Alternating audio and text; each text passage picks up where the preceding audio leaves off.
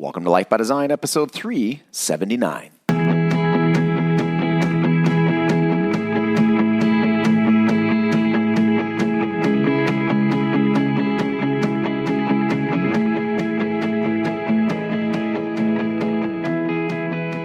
Welcome to Life by Design. I'm your host, Dr. Jamie Richards, and I'm joined today by my colleague, Dr. Horatio Judd.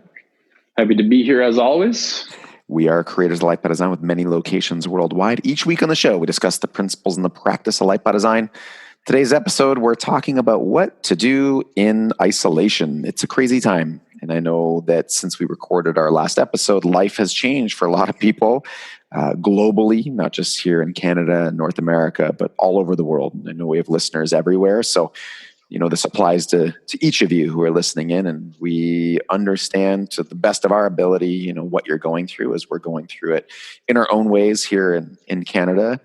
We're personally in our family isolated, coming off a trip for the March break. So we're on our 2 weeks of isolation. And so are lots of people, whether you're restricted to your home or whether you're able to move, but with obvious restrictions in the public. It's a crazy time, Horatio. It's a difficult time for sure. And I can only say that we're all going through it together. Yeah. I mean, we're individuals and we all process things differently, and there's different challenges, but I think it's obvious that we can safely say that it's a challenging time. Yeah. So what we want to do today is bring some positivity and hope. Obviously, specifically around things you can do. We're not here to talk about, what's happening with the coronavirus. We're not here to talk about, what's happening in different countries or action steps regarding that particularly. But we are here to talk about things that you can be doing to improve yourself in your life during this time. It's, unlike any time that I've personally been alive. And, not to say that I wish this would happen, not to say that I want this to happen, but like anything, I think it's valuable to look for the value and benefit and opportunities that exist in these things. And so because of that, what is it that you guys are doing? We can only speak personally to our family. What is it that you guys are doing to help you guys get through this? What have you found valuable? What are the big challenges, and how do we overcome these together? Are you asking me? I'm asking you. You're asking me. I think, yeah. I think there's something to be said, first of all. I think sometimes when we have that conversation of, we're going to leverage the opportunities, I think what gets unheard and kind of, I think what we need to just mention is it's okay to feel crappy, and it's okay to feel scared, and it's okay to feel all the emotions that you're feeling. Like, the conversation isn't to shut off these emotions. The conversation is to process those emotions. And when you can get through, the point is, when you start thinking about the growth mindset and what can be done, you think about it after you've processed these things. And that's not to say that we don't all have our moments of fear and being scared and uncertainty, right? And the stress. I actually think it's about it's been about happening for 2 weeks now. I think we're just kind of clearing the shock right now, and we're kind of getting into this is real bad. Yeah, this is real, and this could be really bad for a lot of different reasons. So I never think ignoring emotions is ever a bad thing, but clearing those emotions and focusing your mind on what you want, right? Like if you think of your mind like a lighthouse, you get to choose where it shines, right? So it's not to say that you're going to stop experiencing these things, but you can choose to put it in a different direction to get some value out of this time. I think that's exactly what we're talking about. Right. So what we have been doing that's been really helpful.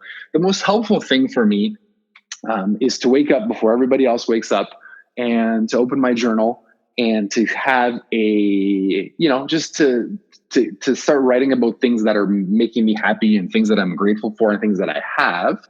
And then planning my day, in terms of that I can be present in what it is that I'm doing, and also that I can have some control and autonomy over what's happening. In a time like this, we were just talking about this on the other podcast that we just did. It feels like we've completely lost control, which as a human being, is a really bad, scary feeling. So, I think your quote was control the controllables. I can't control, what the mandates are from the government. I can't control what's happening in the world, but I can control and direct my response. And that brings a certain level of comfort with it. Right. And so in terms of directing that response, this is where I think there's a lot of people who are either working from home. There's lots of people who are isolated, quarantined, lots of people who aren't working right now. I think the worst thing we could probably do is spend all of our time, sleeping in, being on social media, scrolling, reading every article about the coronavirus, and kind of ending up down that path. At the end of the day, for the vast majority of us, unless you're going to be out developing solutions, unless you're going to be, working in biotech or making ventilators, you're probably going to be at home, and you're probably, learning all of this information is not necessarily going to benefit you in any particular way, other than to keep you locked into something that you have very little control over. Versus, planning your day, as you said. If you're a business owner, focusing on things you can do for your business, making sure that built into that daily schedule is your workout. How are you going to work out at home? Where are you going to get access to that? Your diet, making sure that it's not just a bake fest, all day, every day, just because you're home and you feel like you want to watch Netflix for 12 hours a day and eat cookies. Not to say that maybe one day you couldn't do that, but you get the idea. I think starting to reverse engineer. Maybe this is a time where you learn a new skill. So maybe you're not self-employed and you don't have anything specific with the business that you're working in. Great time to learn a new skill. Obviously, with the access to internet, to YouTube, you want to learn a language, you want to learn to play the guitar, you want to improve your piano skills. With the kids, I think making sure, and I'll let you speak to this as well, but with the kids, making sure that there's a routine for them. This is one of the worst things I think for the kids right now is not just that they don't have access for the most part to school, but it's that they don't have access to the routine. And there's lots of things we can do to improve that. And I know you guys are doing some of that with your kids, Cratio. Yeah, so this is a really challenging time for them, right? Like I mean, the importance of a routine and structure for a child in their overall upbringing is vital, and we're fortunate enough because Ari goes to Montessori, they've continued his classes twice a day online.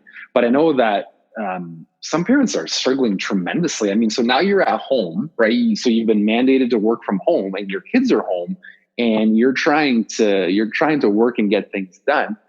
There's going to be more screen time and more video games and not necessarily things that you are, that aren't part of your values.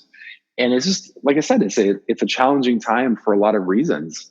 So, I mean, I don't think I'm fit to comment on that because I don't have any solutions as to, what you're going to do if you still have to work 8 hours a day and you have kids at home. Like that just is a bummer. But I mean, my heart goes out to you. I know that's out there. We're lucky in the sense that, we have that for Ari, and then we have a routine that we're starting to create for him that he follows, Monday to Friday, with the weekends still being normally weekends for him. Right. And how is he responding to that so far?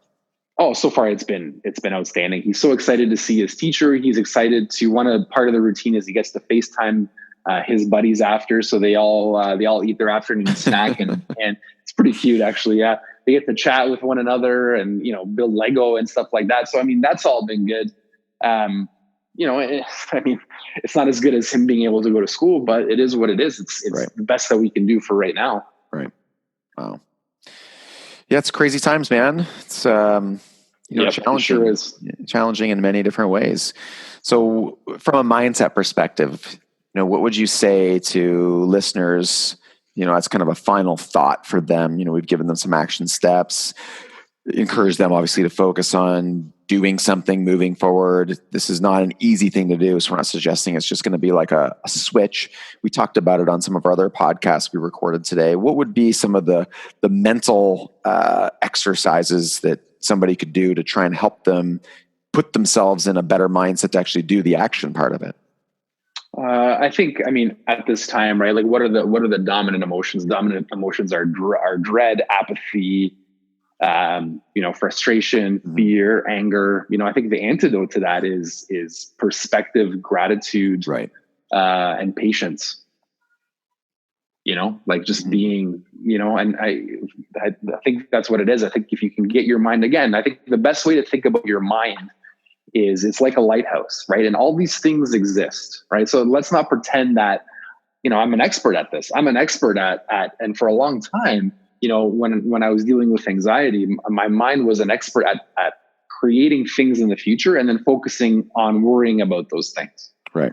Right. So it's a muscle in the sense that you get to train where you want to apply your mind's focus. Mm-hmm. And I know that your life will be better if you look around your current environment and are grateful, for what you have, no matter what that is, unless you're like the last, if we're going to rank the people in the world, I mean, somebody has to be last. So I guess there's one person that can't be grateful about anything, but the other, 6,999,000,000 of us have a lot to be grateful for. Right. Nope. Well said, Cracio. And guys, we'll touch base with you each week here on the podcast and do everything we can to help you through that and share with you resources to keep you guys moving forward, just like we're doing for ourselves. We don't want to pretend that we're not going through this with you and that we're not doing this together as a community here at Life by Design. So thank you so much for everybody listening in. And as always, joining the drive to 1 million families worldwide living life by design.